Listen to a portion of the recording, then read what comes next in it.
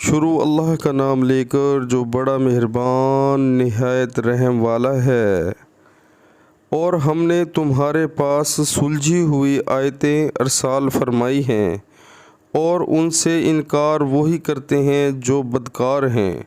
سبحان اللہ۔ پیارے مسلمانوں، ہمیں اللہ کا شکر ادا کرنا چاہیے کہ اللہ تعالیٰ نے ہمیں آیتیں جو عطا فرمائی ہیں، اس میں اللہ کے حکم ہیں، ان کو ترجمے کے ساتھ سنیں، پڑھیں اور ان پر عمل کریں۔ اسی میں ہماری صلاح ہے، اسی میں ہماری فلاح ہے۔ اور جو بدکار ہیں، جو یعنی کہ اللہ معاف کرے، جو اللہ کو نہیں مانتے، نعوذ باللہ، جو کافر ہیں، جو مشرک ہیں، وہ بدکار ہیں، وہ ان آیتوں کو نہیں مانتے تو اللہ تعالیٰ ان کو دوزخ میں ڈالے گا۔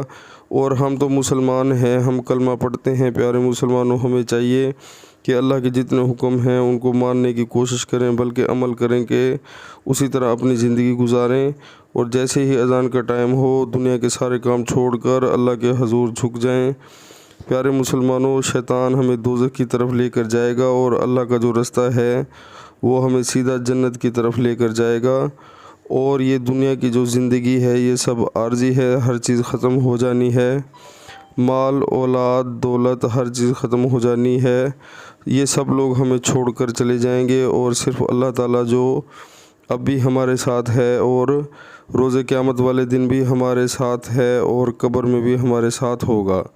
تو ہم اسی اللہ کو آج بھول چکے ہیں، نہ ہم نماز پڑھتے ہیں، نہ ہم قرآن پڑھتے ہیں، نہ ہم جتنے بھی اللہ کے حکم ہیں وہ مانتے ہیں۔ تو خدا را ان چیزوں کا خیال کریں، اور یہ زندگی کا جو کھیل تماشا ہے اس میں انوالو نہ ہوں زیادہ۔ تو اللہ کو نہ بھولیں، انشاءاللہ بہت فائدہ ہوگا۔ عمل کریں، نیت کریں۔ السلام علیکم ورحمۃ اللہ وبرکاتہ۔